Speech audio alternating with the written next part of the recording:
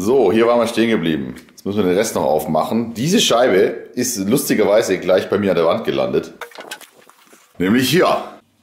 Und von dem Abstand sieht die gar nicht so schlecht aus, ne? Und von dem Abstand noch besser. Und vom ordentlichen Abstand. Ja. Tada! Da sieht die aber auch geil aus, ne? Gut. So, ich tue noch die Kindertritte hier weg und dann ohne weitere Zwischendingens tun wir dann hier Dingens. Ne? Jetzt wisst ihr Bescheid. So, die nächsten zwei sind da und ich beantworte auch gleich die Frage, ob man mit so einem schönen Dartpfeil diese Box auch aufmachen kann. Die ersten Blade 6 Triple Core Carbon hatten nicht den PDC-Aufdruck. Hätte ich vielleicht ein paar eingepackt lassen sollen, in 10 Jahren sind die was wert. Wie immer ziehen wir den hier raus. Allgemeiner Eindruck. So, Daniel, lass mal gucken. Also die sieht in Ordnung aus. Was das Äußere angeht, eine leichte Maserung da draußen, würde ich jetzt mal sagen, ist in Ordnung. Der Ring biegt sich ein bisschen rein, kann ich aber einen anderen drauf machen. Zahlen sind da abgehoben, bei der 14 und der 13. Hier liegen sie relativ flach. Die 16 liegt ganz flach. Die 10 ist okay. Die Doppel, das sieht mir hier sehr gut aus.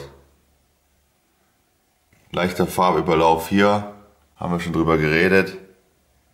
Keine Punkte. Keine Spritzerchen in den weißen Feldern. Bullseye sehr schön. Sehr schön, ja. Hier leichtes Weißproblem, aber was sollst du da machen? Wobei hier ist es sehr, sehr schön. Die Triple sind 1A. Triple sind echt gut. Singles sind gut. Das gefällt mir eigentlich sehr gut, das Board. Also das nehmen wir mal zur Seite. Shit. Ja, habe ich mir jetzt gerade gedacht. Dann sehe ich hier den hier. Siehst du, es ist nicht mal so groß wie mein Fingernagel. Aber leider ist das Logo hier ein bisschen zerflugelt. Das sieht man auch von weiter weg. Aber das Board ist schon mal sehr gut. Wir schauen mal, ob es noch besser geht. Ich weiß es selber ja nicht. Ne? Gehen wir hier rüber. Kandidat Nummer 3. Kandidat Nummer 3. Wenn Sie mich auf eine Einsammeln mitnehmen würden. Gut. So, 20 hoch. Wo ist die 20? Hier. In der 20. Leichte Schmierblutung, aber ist in Ordnung. Würde ich noch sagen. 5 und 12. 9 steht hoch, weil da was... Nein, ne? Da ist was drunter. Was ist da drunter und warum? Leute, komm. Kann das mal ein bisschen zur Seite hier? Was ist das? Na toll. Irgendein Stück Gummi oder sowas. Ja gut, das ist jetzt nicht weiter schlimm. Und es hat mich eine Sache gelernt. Diese Streifen im Sisa, die kommen schon, wenn du die so kratzt, ganz leicht zustande. Krieg ich die wieder raus. Ah! Es wird nur schlimmer. Shit. Okay. Hä? Ist mein Finger jetzt schwarz? Kleines bisschen vielleicht. Wenn ich mir so einen abbürste, dann kann ich es auch in die andere Richtung. Wie so ein Teppich.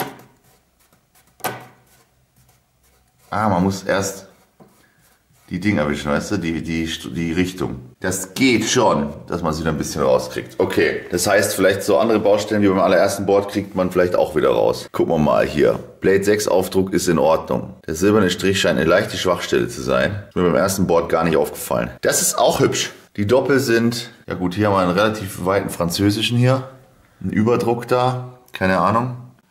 Doppel sind aber okay. Ganz leicht in der 2 was. So, das ist alles mega im Rahmen, ne? Dieses Board ist top. Dieses Board ist auch top. Das ist sogar sehr gut. Es geht jetzt nur darum, für den Daniel das perfekte Board zu finden. So perfekt es geht. Deswegen schaue ich mir jede kleine Sache an, wo ich sagen kann, da ist eine kleine Sache. Das soll jetzt nicht heißen, dass es ein Mangel am Board ist. Ganz und gar nicht. Das ist alles tipptopp, ne? Ruhe bewahren. So, Bullseye ist absolut mittig und top. Bullseye ist auch schön aufgefüllt. Diese zwei kleinen Wurstler, diese zwei kleinen Augen hier, erinnern ein bisschen an den Flomi. Ist aber nicht weiter schlimm. Und hier in der 18 haben wir ein kleines Ding. Das könnte aber ein Fussel sein. Wenn ich jetzt eine ganz feine Pinzette hätte, könnte ich da mal ran an die Kollegin. Aber es könnte auch sein, dass da ein bisschen nicht rote Farbe hingekommen ist. Ja, jedenfalls fand ich das, glaube ich, noch besser als das. So, dann gehen wir weiter. Hab ja noch welche. Weiter geht's. Cherie liegt hier breitbeinig da, Cherie. Danke, besser. Um eure Frage zu beantworten, Dartpfeil hier in der Mitte rein. Von außen geht's nicht.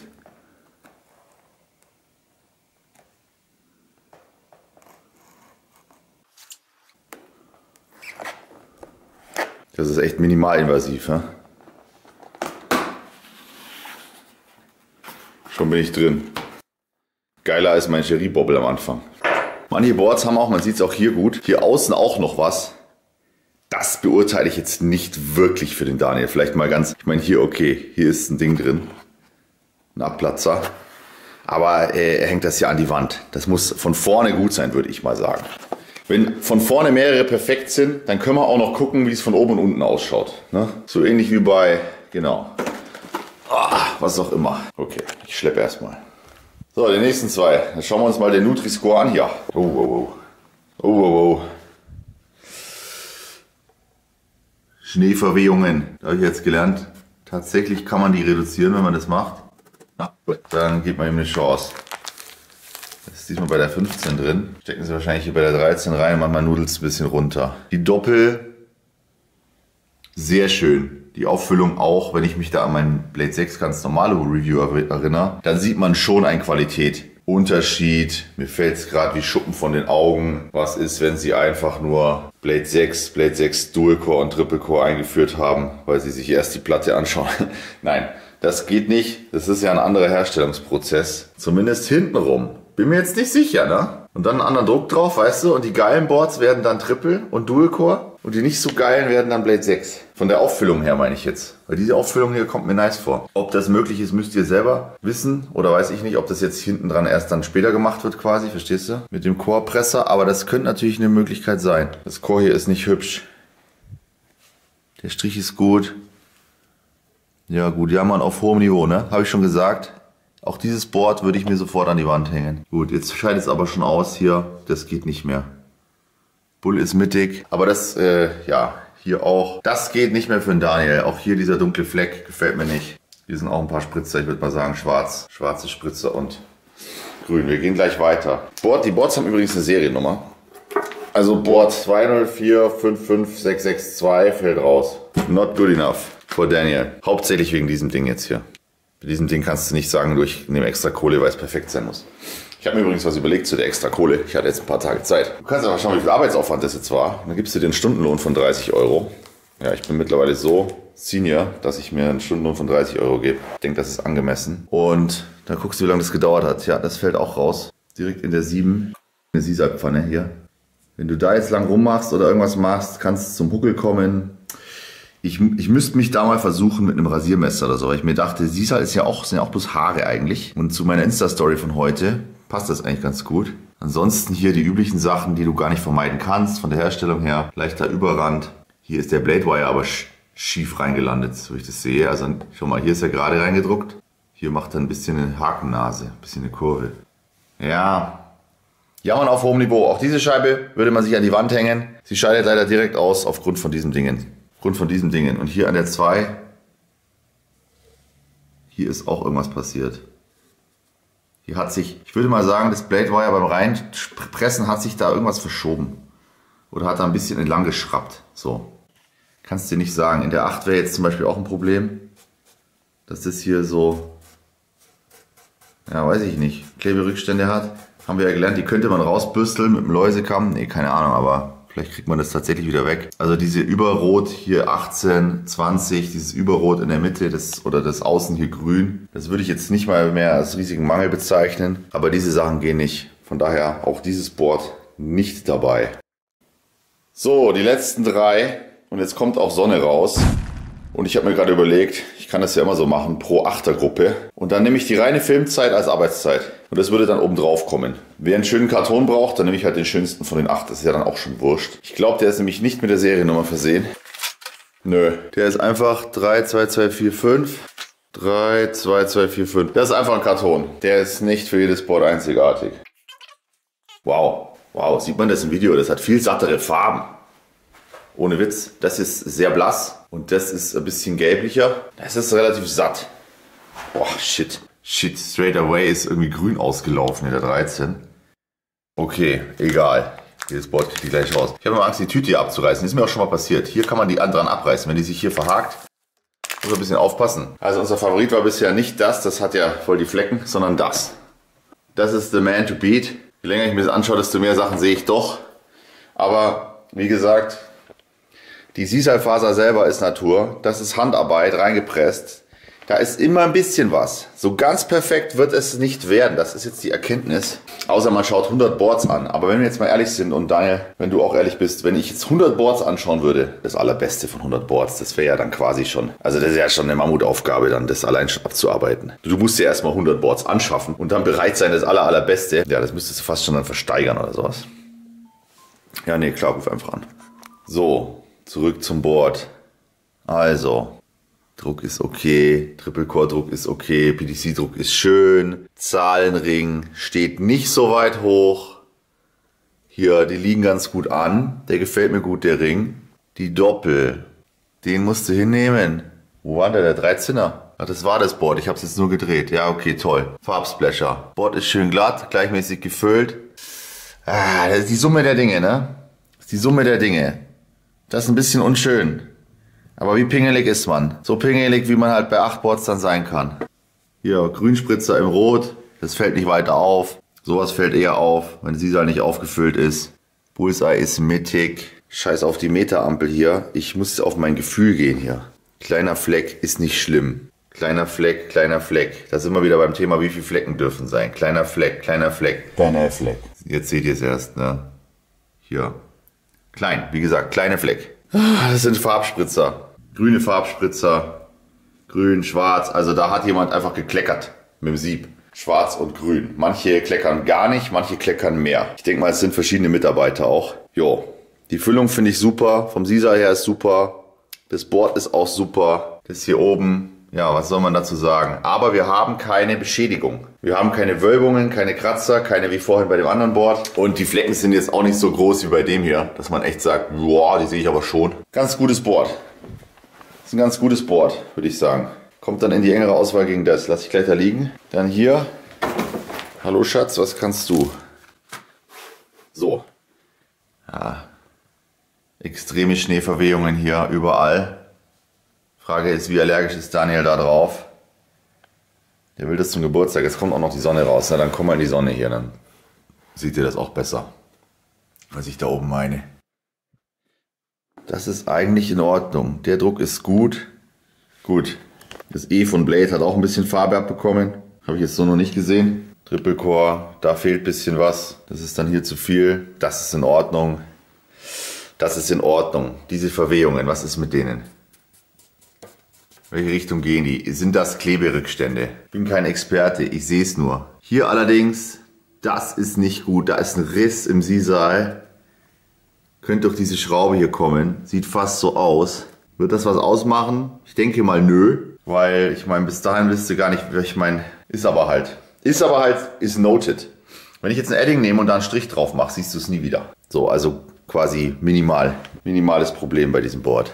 Also auch ein gutes, ist auch ein gutes. Bull ist sehr schön. Bis auf den Kollege hier, aber du hast immer irgendwas im Bullseye. Ich habe noch nie ein perfektes Bullseye gesehen. Außer, lass uns mal zu dem Kamerad rüber. Also, ja, also viel geiler habe ich es noch nicht gesehen. Ich würde mal sagen, besser wird es auch nicht. Das ist echt geil. Kann es sonst noch was? Ja, es ist hier ein bisschen verwaschen am Rand, außen entlang. Ja, hier ist schon ein bisschen sehr. Wo ist die 20? Da. Blade 6 ist schön gedruckt. Triple Core ist schön gedruckt. Triple Core ist sehr schön gedruckt. Hier ist ein... Ja, ganz einfache Erklärung. Hier lag irgendwas, als es gedruckt wurde. Ein Staub, eine Faser, irgendwas lag hier. Hier ist keine Farbe. Wie gesagt, grüner Stift, fertig. Ansonsten ist dieses nämlich, kleiner Farbspritzer grün. Sonst sehe ich jetzt nichts Wildes. Hier sind 1, 2 in schwarz. Sehr, sehr klein. Schwarz, sehr, sehr, sehr klein. Ansonsten guckst du dir mal an. Das ist ordentlich. Im 9er minimales Sisal-Problem. Minimal, also gar keins eigentlich. Wenn du da ein paar Mal reinwirfst, dann ist das weg. Bullseye ist sehr schön, die Triple sind schön. Farbüberhang kaum. Gar nicht außen am Doppel. Gar nicht. Triple komplett gefüllt, schön. Bei der 18 minimal bisschen zu viel Farbe. Aber ich glaube, das haben wir noch nirgendwo gesehen, so wenig. Wobei das von gerade eben, bisschen bei der 5, bisschen bei der 11, bei der 11 haben sie es öfter mal. Ne, das ist auch in Ordnung. Ah, bei der 20 innen ein bisschen. Was sollst du da sagen, ne? Ich würde es mal für Daniel entscheiden, dass dieser äußere Rand, hier diese paar Flecken, es nicht so entscheidend ist, wie das Spielfeld perfekt ist. Und bei diesem hier, wie gesagt, wenn ich hier mit dem Edding rangehe, oder irgendwas, was diese Farbe hätte, siehst du nicht mehr. Keine Chance. Und bei diesem ist das Spielfeld schon sehr, sehr geil. Also, guck mal, wie glatt das ist. Es ist keine Störung, nichts. Farbspritzer minimal. Die Felder nicht übermalt. Bullseye ist satt aufgefüllt. Der Zahlenring liegt super schön an, sehe ich übrigens gerade. Guck mal, der kommt gar nicht hoch. Das ist ja noch der schönste Zahlenring überhaupt. Der ist ja noch schöner als der vorher. Der kommt ja gar nicht hoch. Der liegt überall an jeder Zahl. Ja, wunderschön. Auch wie der Ring das Ding umspannt. Optimal. Würdest du sagen, das ist doch immer so? Ist nicht immer ganz so optimal. Hier zum Beispiel ist eine Biegung. Deutliche Biegung siehst du hier. Hier ist es ein bisschen gerade gezogen. Man kann das wieder so rausmachen. Schon klar. Und dann fehlt es halt hier oben. Weißt du?